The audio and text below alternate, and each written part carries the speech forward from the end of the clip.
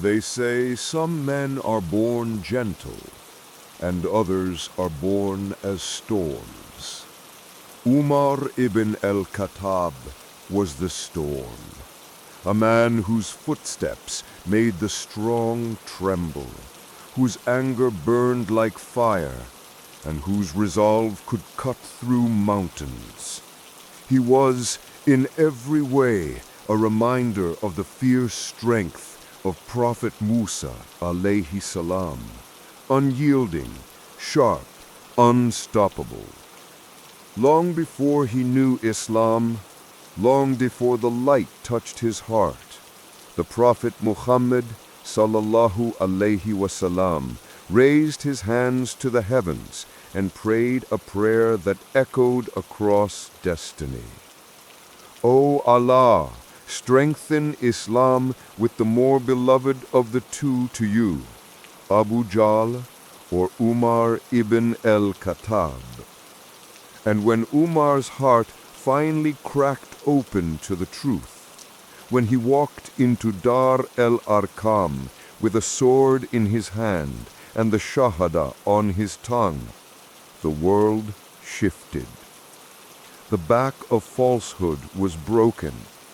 Justice rose to its feet, and Islam gained a protector whose courage changed history forever. The Prophet sallallahu alaihi wasallam said, "If there were to be a prophet after me, it would have been Umar." This was not a compliment. It was a testimony to the clarity of his mind, the purity of his justice, and the light Allah placed inside a heart once filled with fire. Under his leadership, the world shook. The Byzantine Empire in the west fell before the banner of Tawheed, and the mighty Sasanian Empire in the east, an empire of 1,000 years, collapsed like sand. And from Medina, Umar built a nation that reshaped civilization. This is not just a story of a man. This is the story of a force of history. A man who walked the earth like a nation. A man whose name still makes the heavens smile. Umar Ibn Al-Khattab, radiyallahu anhu. Before we start, please subscribe to our channel and like the video so we can reach more people. Our story begins in the city of Mecca in 7th century Arabia. Imagine a valley surrounded by rocky, barren mountains. In this valley sits a city buzzing with life. Mecca was a crossroads of the ancient world. Great caravans, long lines of camels loaded with silks from China, spices from India, and perfumes from the south, all passed through this city. It was a place of wealth, trade, and power. But Mecca's true power came from a simple, black cube-shaped building in its center, the Kaaba. The Arab tribes, who worshipped hundreds of different gods, considered the Kaaba the most sacred place on earth. They filled it with their idols, statues of wood and stone, and made long pilgrimages to visit it every year. The tribe that controlled Mecca and the Kaaba was the Quraysh. Umar was a son of the Quraysh. He belonged to a respectable but not overly powerful clan called the Banu Adi. From a young age, he was different. He stood out. Physically, he was a giant. He towered over other men, with a strong, muscular build that made him a natural athlete. At the famous festival market of Ukaz, he was a wrestling champion, known for his incredible strength and power. When he walked, he walked with purpose. When he spoke, his voice was deep and commanding. People instinctively listened. His father, Al-Khattab, was a harsh, demanding man. He believed that life was a struggle, and he raised his son to be tough, to be a survivor. He would send young Umar out into the harsh desert to look after the family's camels.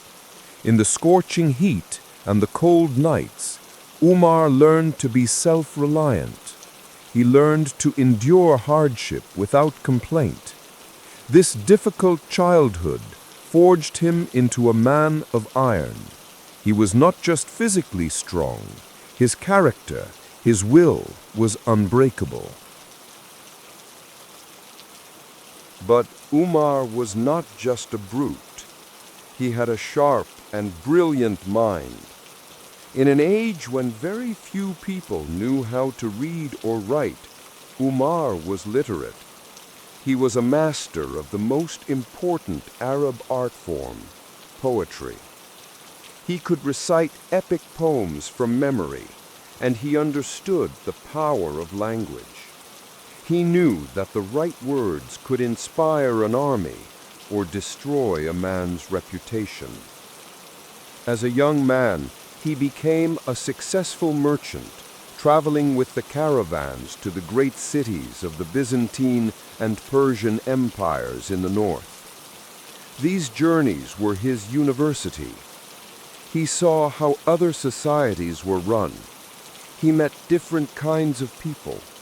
He learned about politics, trade, and military strategy. He returned to Mecca not just as a strong man, but as a wise and experienced man of the world. He was a natural leader, respected and feared in equal measure. He was the perfect example of a proud, traditional Arab nobleman. And it was this man, a man so deeply rooted in the traditions of his ancestors, who would come face to face with a revolution. This revolution began with a man from his own tribe, a man known for his perfect character and honesty, Muhammad ibn Abdullah. Muhammad began to preach a new message, a message he said came directly from God. He taught that the hundreds of idols in the Kaaba were worthless. He said there was only one God, the creator of the entire universe.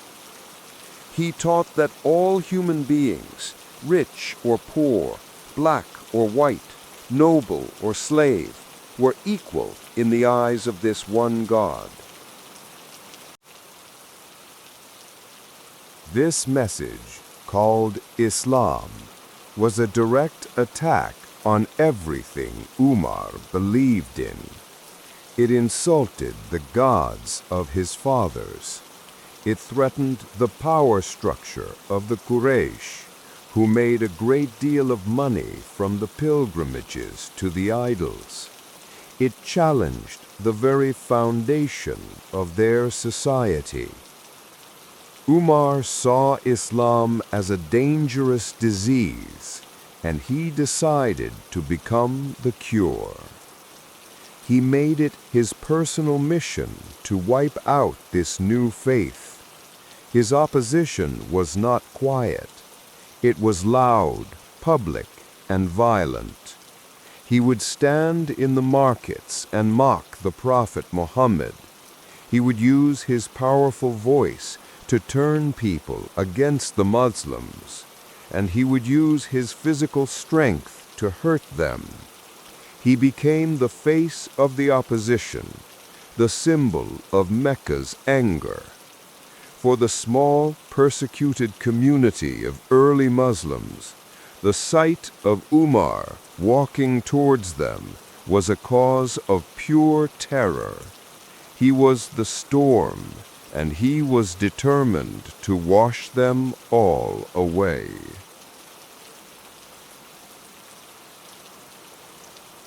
Omar's anger towards Islam was not just theoretical, it was personal and deeply felt. He saw this new faith as a betrayal of everything that made them who they were. It was tearing families apart. Sons were arguing with their fathers, and daughters were disobeying their mothers, all for the sake of this new message. In Omar's mind, he was not just defending his religion, he was defending his family, his tribe, and his entire civilization. His actions reflected this intense passion. He became a one-man army of persecution. He had a pair of slaves, a husband and wife named Ammar and Layla. They were simple, good people who had found hope and dignity in the message of Islam. They converted in secret, but it is hard to keep a light hidden in the dark. When Omar found out, he was furious. Day after day, he would try to force them to renounce their faith. He would beat them, hoping to break their spirit. But their belief in one God had given them a strength that Omar could not understand. No matter the punishment, they refused to give up their faith. This only made Omar angrier. He could not comprehend what could possibly make a person endure such pain for an idea. The persecution in Mecca grew worse and worse. The leaders of Quraysh began a systematic campaign of torture and abuse against the Muslims, especially the poor and the enslaved, who had no tribe to protect them. People were dragged over the hot desert sand. Heavy rocks were placed on their chests, and they were denied food and water, all in an attempt to make them reject Islam. Seeing the suffering of his followers, the Prophet Muhammad gave them permission to leave Mecca. He told them to travel across the sea to Abyssinia, a kingdom in Africa, ruled by a just and fair Christian king. It was a heartbreaking decision. These people had to leave their homes, their families, and everything they had ever known, simply for the freedom to believe. One day, as the first group of Muslims was preparing to make this secret journey, Umar was walking through the city. He saw Layla, the slave woman he had beaten so many times, packing her few belongings onto a camel. She looked tired and sad, but her eyes were filled with a steely determination. Umar, in his usual harsh tone, walked up to her. "Are you leaving?" he demanded. Layla looked up at this fearsome man, the cause of so much of her suffering. But she was no longer afraid. Her faith had freed her from the fear of other people. She replied calmly and clearly, "Yes, Umar, we are leaving. You have persecuted us and harmed us for our belief in God. So we will travel in God's wide earth until we find a place where we can worship Him without being hurt." Her words were simple, but they struck Umar like a physical blow. He stood there silent for a moment. He looked at her, and for the first time he did not see a rebellious slave. He saw a human being, a woman of incredible courage and conviction, willing to sacrifice everything for what she believed in. Layla later said that in that moment she saw something in Umar's eyes she had never seen before. His usual glare of anger was gone. In its place was a look of sadness, of pity, a flicker of humanity that he rarely showed. He simply turned away from her and muttered, "May God be with you." This was the first crack in his armor of certainty. He had tried to break her spirit with violence, but she had defeated him with her quiet faith. The seed of doubt had been planted in his heart. What was this faith that gave the weak such incredible strength? This question began to haunt him. It was a question that would lead him down a path he never could have imagined. The conversion of Umar was not a single event. It was a process, a journey of discovery that happened in 3 dramatic stages. The first stage was that moment of empathy with Layla, the seed of doubt. The second stage was an intellectual earthquake that would shatter his understanding of the world. One night, Umar was restless. He was filled with anger and confusion. He decided he needed to confront the source of this turmoil head on. He would go to the Kaaba and find the Prophet Muhammad. He wanted to listen to the words he was reciting, the words that were turning his world upside down. He planned to listen as a critic, to find the flaws, to expose Muhammad as a fraud, a poet, or a madman. He arrived at the sacred sanctuary late at night.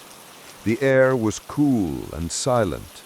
The stars of the desert sky seemed to shine with a special brilliance. He saw the Prophet Muhammad standing alone, praying near the Kaaba. His voice was soft but clear as he recited the holy book, the Quran. Umar crept closer, hiding himself behind the thick cloth covering of the Kaaba. He became a shadow, listening intently. The chapter the Prophet was reciting was Surah Al-Haqqa, or the inevitable reality. The words flowed into Umar's ears. As a master of poetry, Umar had never heard anything like this. The language was more powerful, the rhythm more perfect, the meaning more profound than any poem ever written.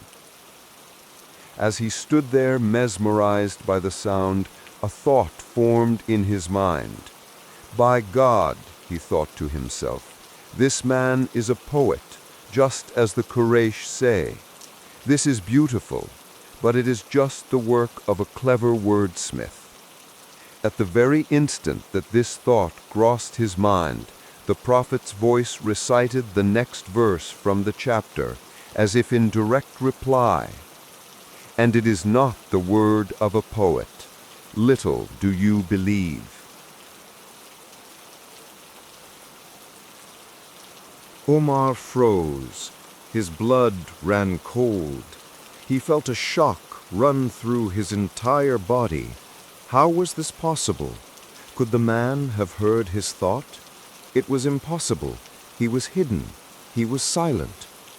He tried to rationalize it. It had to be a coincidence. He quickly looked for another explanation. If he is not a poet, he reasoned with himself, then he must be a soothsayer, a magician who can read minds. And immediately, as if the universe was conspiring to answer his every doubt, the Prophet's voice recited the very next line, "Nor is it the word of a soothsayer. Little do you remember." Umar's mind began to reel. This was no coincidence. This was a conversation. But it was a conversation where only one person was speaking aloud, and that person was answering the deepest, most secret thoughts of his heart. He felt exposed, naked before a power he could not comprehend. This was not human. It couldn't be. He continued to listen, his arrogance and anger replaced by a growing sense of awe and terror. The recitation concluded with a set of verses of such incredible power that they sealed his intellectual defeat. The voice declared that this message was a revelation from the Lord of the worlds, and that the Prophet had dared to invent any of it himself, we would have seized him by the right hand. Then we would have cut from him the aorta, the great artery of the heart. This was the final blow. Only God could speak with such absolute authority about his own messenger. This was the voice of the Creator himself. Overwhelmed by what he had heard, Umar could not take any more. He turned and fled from the Kaaba, running into the darkness of the Makkah night. He was no longer a confident man of iron. He was a man whose entire world had been shattered. But the final stage of his transformation was yet to come. It would be the most dramatic of all. It would be a journey from the edge of murder to the embrace of faith. After that life-changing night at the Kaaba, Umar was still at war with himself. His mind had been convinced, but his heart was still tied to the traditions and the people he had sworn to protect. The conflict inside him grew until he could bear it no longer. In a moment of sheer desperation, he decided to end it all. He would take his sword and kill the Prophet Muhammad. He thought that if the messenger was gone, the message would die, and the conflict would be over. He strapped his sword to his waist and began to march through the streets of Makkah. His face was a mask of grim determination. His long, powerful strides kicked up the dust. Anyone who saw him knew to stay out of his way. On his path, he met a man from another clan who was secretly a Muslim. Seeing the fury in Umar's eyes and the sword at his side, the man knew something terrible was about to happen. "Where are you going in such a rage, Umar?" he asked. Umar did not hesitate. "I am going to finish this matter with Muhammad," he declared. The man was terrified for the Prophet's life. He had to stop Umar, or at least delay him. Thinking quickly, he used the one thing he knew could divert Umar's attention, his family pride. "Before you go to harm Muhammad," he said, "why don't you go and take care of your own house first? Your own sister, Fatima, and her husband, Said, have accepted his religion." Umar stopped, dead in his tracks. The news hit him like a lightning bolt. His own sister, the faith he hated so much, had infected his own blood, his own family. His anger now had a new target. He turned and stormed towards his sister's house, his rage burning hotter than ever before. As he approached the small house, he heard a soft, melodious sound coming from within. It was the sound of the Quran being recited. This confirmed his fears. He kicked the door open and burst inside. He found his sister, her husband, and a teacher sitting with a scroll of parchment, reading. "What was this humming I heard?" he roared, his voice filling the small room. Terrified, they tried to hide the scroll, but it was too late. Umar lunged at his brother-in-law, Said, and began to beat him. His sister, Fatima, screamed and threw herself between the two men to protect her husband. In his blind rage, he struck her face with his hand. She fell back, her lip cut and bleeding. The sight of his sister, his own flesh and blood, bleeding on the floor because of him, was like a bucket of ice water thrown on his rage. He froze. The fury drained out of him. replaced by a wave of instant, overwhelming shame. What had he become? Fatima, seeing the change in his eyes, stood up.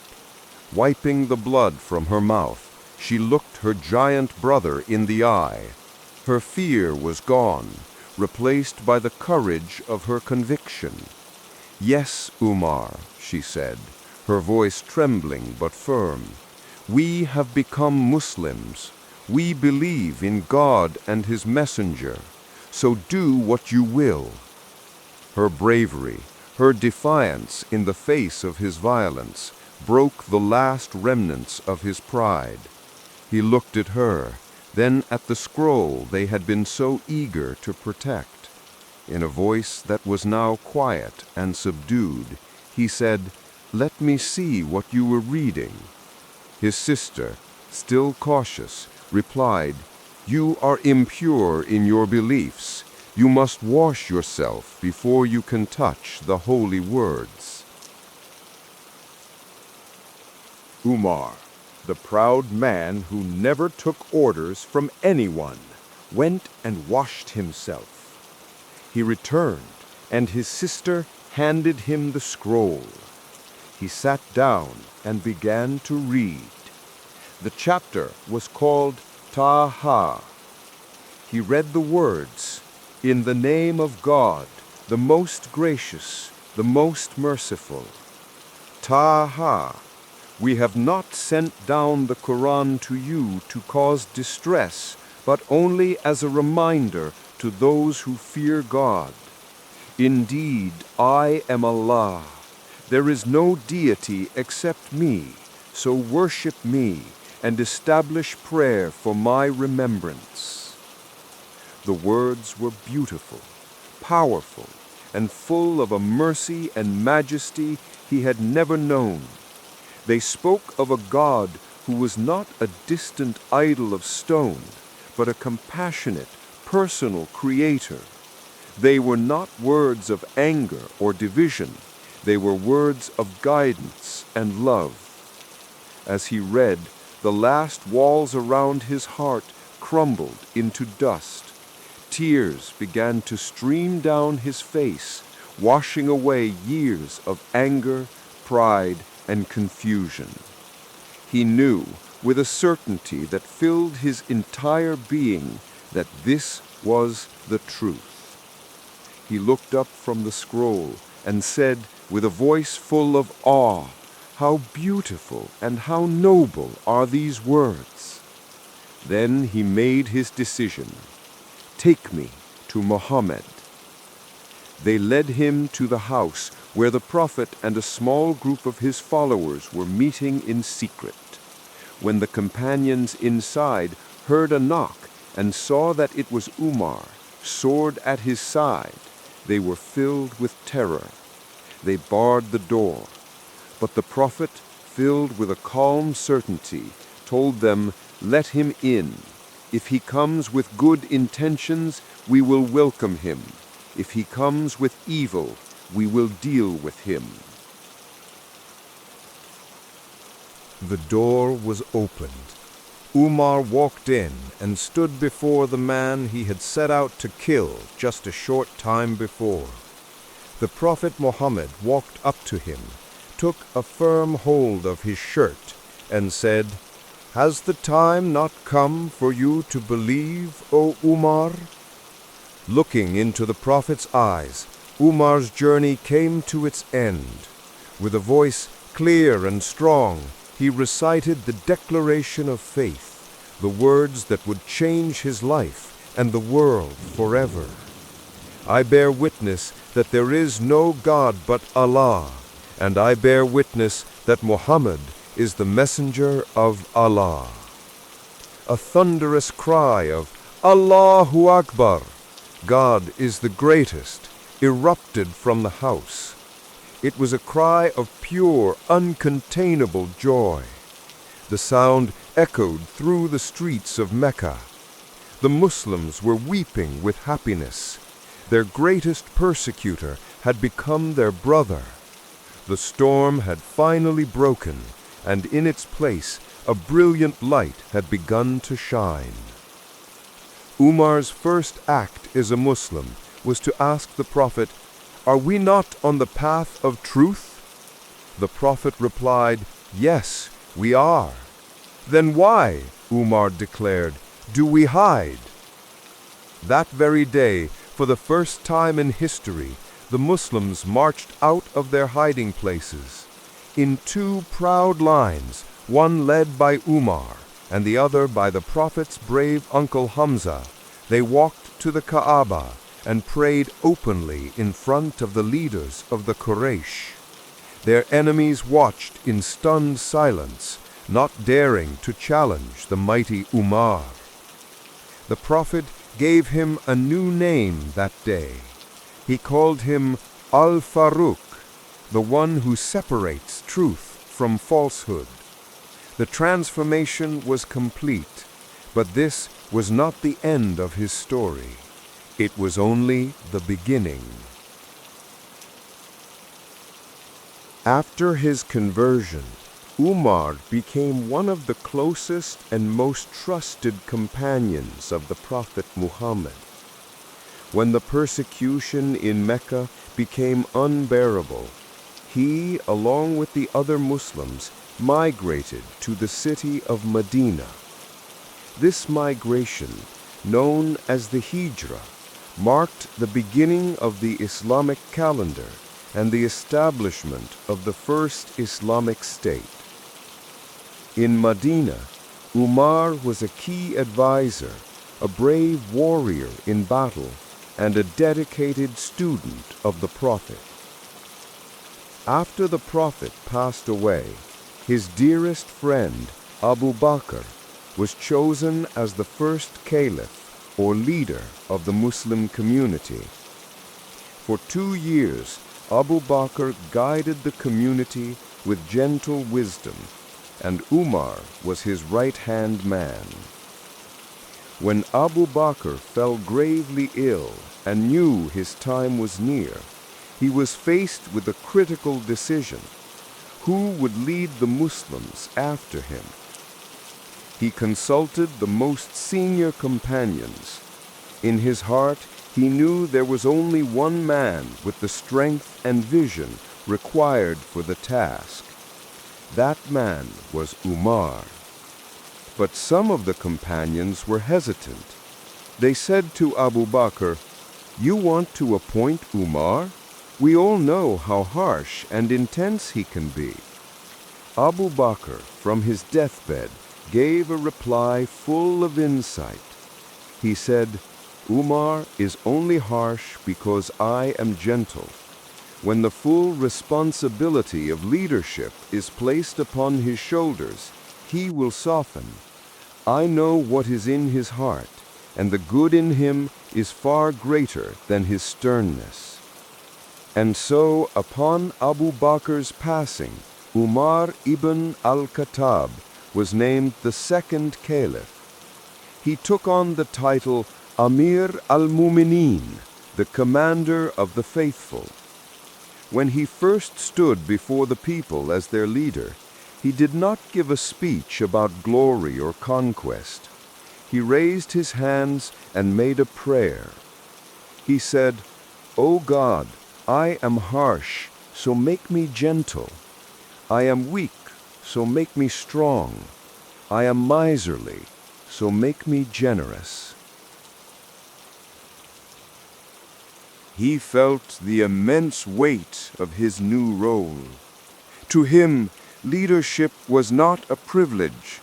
It was a terrifying responsibility. He knew that he would one day have to stand before God and answer for every single person under his rule. This thought guided his every action. His deep sense of accountability became legendary. He once famously declared, "By God, if a single sheep is lost on the far banks of the Euphrates River in Iraq, I fear that God will ask me, Umar, why I did not pave a road for it." Think about that. the leader of a vast and growing empire, was concerned about the safety of a single animal in a distant land. This was the philosophy of Umar's government. Every soul, human or animal, had rights, and it was his job as the leader to protect those rights. He was no longer just Umar, the man of iron. He was Umar, the shepherd of a nation, and he would spend every waking moment tending to his flock. For Omar, the single most important pillar of a healthy society was justice. Absolute, uncompromising justice for all. He believed that if justice was strong, the state would be strong. If justice was weak, the entire system would collapse. He did not just talk about justice, he lived it, and he enforced it without fear or favor. His motto was simple and powerful. The weak person among you is strong in my eyes until I have given him his right, and the strong person among you is weak in my eyes until I have taken from him the rights of others. Stories of his justice spread to every corner of his rapidly expanding empire. One of the most famous stories involves a young Christian man from Egypt. The governor of Egypt at the time was a powerful companion of the prophet. His son was arrogant and proud of his position. One day, the governor's son had a horse race with the young Christian man. The Christian's horse was faster, and he won the race. Humiliated at being defeated by an ordinary citizen, the governor's son flew into a rage. He stood up and whipped the Christian man, saying, "How dare you beat the son of a nobleman?" In most empires of that time, the story would have ended there. A poor person had no hope of getting justice against the powerful son of a governor. But this was the empire of Umar. The Christian man traveled for weeks, crossing the desert from Egypt all the way to the capital city of Medina to bring his complaint directly to the caliph. He found Umar not in a grand palace, but sitting among the people in the mosque. He told him his story. Umar listened intently. His face grew stern with anger, but not at the man complaining. He was angry at the injustice. He immediately sent a letter to the governor of Egypt, summoning him and his son to Medina at once. When the governor and his son arrived, Umar called for the Christian man to come forward. He then handed the Christian man a whip and said to him in front of everyone, "Now you whip the son of the governor, just as he whipped you." The man did as he was told. After justice had been served, Umar turned to the powerful governor and said words that would become a guiding principle for his administration. "Since when have you enslaved people who were born free?" The message was sent loud and clear across the entire empire. In the state of Islam, there were no special privileges for the rich or powerful.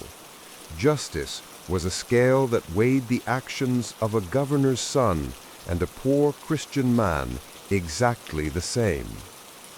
Umar's justice was not only for others, he applied it to himself and his own family most strictly.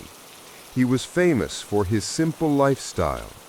While the treasures of the conquered Persian and Byzantine empires flowed into the state treasury, Umar continued to wear patched clothes and eat the most basic food.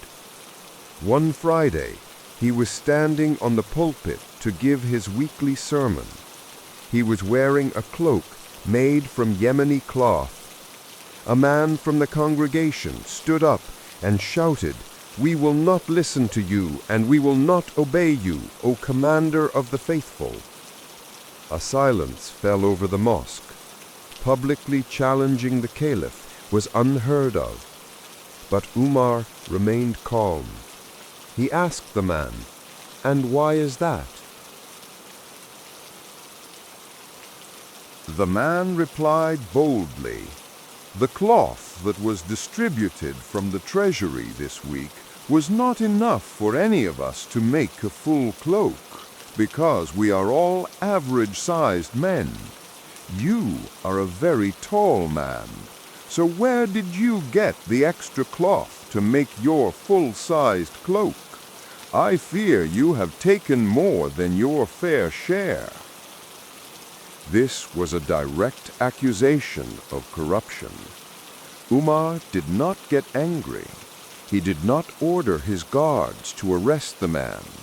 Instead, he smiled faintly and turned to his son, Abdullah, who was sitting in the crowd. "Abdullah," he said, "stand up and answer the man's question." Abdullah ibn Umar stood up and explained to the crowd. "It is true," he said. "My father's share of the cloth was not enough, so I gave him my share, and we combined them so that he could have a cloak long enough for him to wear." Hearing this clear and honest explanation, the man who had protested sat down and said, "Now we will listen and we will obey." This was the nature of Umar's government. It was a government of the people, by the people, for the people, where even the ruler himself was accountable to the humblest of citizens. Umar's care for his people went far beyond the courtroom. He felt a deep personal responsibility for the well-being of every single person in his domain. He wanted to know, not from reports or from his governors, but with his own eyes, how his people were living. So he developed a habit. Late at night, when the city of Medina was dark and quiet, and everyone was asleep, Umar would disguise himself and walk the streets. He would patrol the alleys and pathways, listening for the sound of a hungry child, for the cry of someone in distress, or for anyone in need of help. He was the most powerful man in the world, and he spent his nights as a volunteer watchman for his people. During one of these nightly patrols, as he was walking on the outskirts of Medina, he heard the sound of a baby crying. The crying was persistent, filled with pain and hunger. He followed the sound to a small, worn-out tent. He called out, and a woman answered. "Why is your child crying so much?" Umar asked, his voice gentle. The woman, not knowing who she was talking to, replied with frustration in her voice. "I am trying to wean him," she said. "I am trying to make him stop breastfeeding." Umar was puzzled. "But he sounds so young. Why would you wean him so early?" The woman sighed. "Because the commander of the faithful, Umar, has made a law. The government only gives the child support allowance after a child has been weaned. I am poor. I need the money to feed my family, so I must force my child to stop nursing before he is ready." When Umar heard these words, his heart sunk. His hands began to tremble. He, the caliph, the man responsible for justice, had created a law that was causing mothers to inflict hardship on their own babies. He felt like he had been struck by a physical blow. He turned away from the tent so the woman would not see the tears welling up in his eyes. He whispered to himself, "Oh, Umar, how many children of the Muslims have you harmed with this law?" He could not sleep for the rest of the night. The sound of that baby's cries haunted him. The very next morning, he led the dawn prayer in the mosque. The people noticed that his voice was choked with emotion as he recited the Quran, and they could see he had been weeping. After the prayer, he stood before the people and made an immediate announcement. "From this day forward," he declared, his voice ringing with conviction, "the state allowance will be given for every single child from the day it is born. Do not be in a hurry to wean your children." He saw a problem caused by his own government and fixed it instantly. This was the character of Umar. He was a leader who felt the pain of his people as if it were his own. He established the first systems of social welfare in history. He used the money in the state treasury to create pensions for the elderly, support for orphans and widows, and food supplies for travelers and the poor. He was a shepherd who truly knew his flock because he walked among them in the dark of the night. The 10 years of Umar's rule were a time of astonishing expansion. The Muslim armies, highly disciplined and motivated by their faith, were unstoppable. They defeated the Persian Empire, one of the oldest and most powerful civilizations in the world, and took over its lands in what is now Iraq and Iran. They pushed back the Byzantine Roman Empire, taking control of Syria, Palestine, and Egypt. In a single decade, the map of the world was redrawn. But Umar was not a typical conqueror. He was not interested in gold or glory. For him, expansion was a sacred trust. It was an opportunity to replace the oppressive rule of kings and emperors with a system of justice and freedom. He gave his generals a strict code of conduct. "Do not betray your trust," he wrote to them. "Do not mutilate the dead. Do not kill a child, a woman, or an old man. Do not harm monks in their monasteries, and do not destroy their places of worship." His unique approach to leadership was most beautifully demonstrated during the conquest of the holy city of Jerusalem. The Byzantine army had been defeated, and the city was under siege. The Christian patriarch of Jerusalem, a wise man named Sophronius, saw that he could not win. He agreed to a peaceful surrender, but he had one condition. He had read in his holy books about the description of the just ruler who would one day govern Jerusalem, and he would only hand over the keys of the city to the Caliph Umar in person. Umar agreed, but he did not travel from Medina to Jerusalem with a grand army or a royal parade. He traveled with a single servant. To share the hardship of the long desert journey, they had only one camel between them. So they made a deal. Umar would ride for a few miles, then he would get off and walk, while his servant rode for a few miles. As they finally arrived at the gates of Jerusalem, it was the servant's turn to be riding the camel. The servant was horrified. He begged Umar to ride the camel. He pleaded, "You are the commander of the faithful. The leaders of Jerusalem are all watching. It is not right for you to be walking while I, your servant, am riding."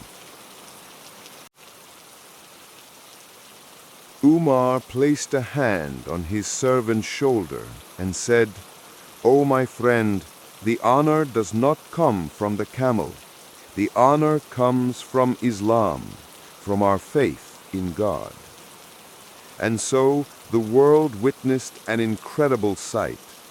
The most powerful ruler of the age walked into the conquered city of Jerusalem on foot, his clothes simple and patched, holding the rope of a camel upon which his servant sat. The patriarch Sophronius saw this and knew immediately that this was the just ruler he had been waiting for. He handed over the keys. Umar then wrote the famous Covenant of Umar, a peace treaty that guaranteed religious freedom for everyone in the city. He promised that the Christian churches would be protected and that no one would be forced to convert to Islam. When the time for Muslim prayer arrived, the patriarch generously invited Umar to pray inside the most famous church in the world, the Church of the Holy Sepulchre. Umar thanked him, but politely refused. He explained his reasoning with incredible foresight. "If I pray inside your church today, I fear that in the future, Muslims will use it as an excuse to turn it into a mosque. They will say, 'Umar prayed here.' Instead, he prayed outside on the steps." Umar was not just a conqueror, he was a nation builder. He established the foundations of the Islamic civilization. He created the Hijri calendar. He organized government departments, or diwans, to manage finance and the army. He founded new cities like Basra and Kufa in Iraq and Fustat in Egypt. He designed these cities with wide roads, sanitation systems, and a mosque at the very center, symbolizing that a life of faith was the heart of the community. He was an architect of justice, an architect of cities, and an architect of a new world. Umar Ibn Al-Khattab had reached the peak of worldly success. He was the ruler of a vast empire. His armies were victorious, and his people lived in justice and security. But in his own heart, Umar never felt at peace with this world. His mind was always focused on the afterlife, on the day he would have to meet his Creator. He lived a simple, almost ascetic life, and he had one deep, constant yearning. He often prayed for it in the quiet of the Prophet's mosque in Medina. He would raise his hands and say, with all the sincerity of his soul, "O Allah, grant me the blessing of martyrdom in your cause, and let my death be in the city of your messenger." His companions found this prayer confusing. Martyrdom was something achieved on the battlefield, fighting for the faith in faraway lands. Medina was the safe, peaceful capital. How could he die a martyr's death here? But Umar continued to make his prayer, trusting in God's plan. He also remembered a promise from the Prophet himself, who had once said that both he and his friend Uthman would be martyrs. He felt his time was approaching. In the year 444, in the 23rd year of the Islamic calendar, Umar's prayer was tragically answered. It was dawn. The call to the Fajr prayer echoed through the still dark streets of Medina. The mosque was filled with believers standing shoulder to shoulder for the first prayer of the day. Umar, as the caliph, stepped forward to lead them. He began the prayer, his powerful voice filling the sacred space. Unknown to anyone, a man was hiding in the front rows of the mosque. He was a Persian slave named Firuz, who held a deep personal grudge against Umar. He carried a small double-bladed dagger, its tips coated with a deadly poison. As Umar bowed down in prostration, his forehead touching the ground in an act of ultimate humility before God, Firuz saw his chance. He leapt from the shadows and rushed forward. He stabbed the caliph 6 times in the back. A cry of pain and shock went through the mosque. Umar collapsed. In the ensuing chaos, Firuz wildly stabbed at others who tried to capture him, before finally taking his own life. The companions carried their beloved leader to his home. He was bleeding profusely, and the doctors knew there was no hope. In the final hours of his life, Umar's incredible character was on full display. His first concern was not for himself. He asked who had attacked him. When told it was the Persian slave, he whispered, "Praise be to God that my killer was not a Muslim." Even in his dying moments, he was concerned about the unity of his community. His next thought was of his worldly responsibilities. He called his son Abdullah. "Go," he said, "and calculate all of my personal debts." After his son came back with the amount, he instructed him, "Sell my house and my land after I am gone, and pay back every single person. I do not want to meet my Lord with the burden of a single debt." This was the ruler of the wealthiest empire on earth, and he died in debt, owning nothing. His final act was to ensure the future of the nation. He appointed a committee of 6 of the most respected companions and tasked them with choosing the next caliph from among themselves. He laid down a process for a smooth and peaceful transition of power. His very last wish was a humble request. He asked his son to go to Aisha, the widow of the Prophet, and ask her permission for him to be buried next to his 2 greatest friends, the Prophet Muhammad and the first caliph, Abu Bakr. Aisha tearfully gave her permission.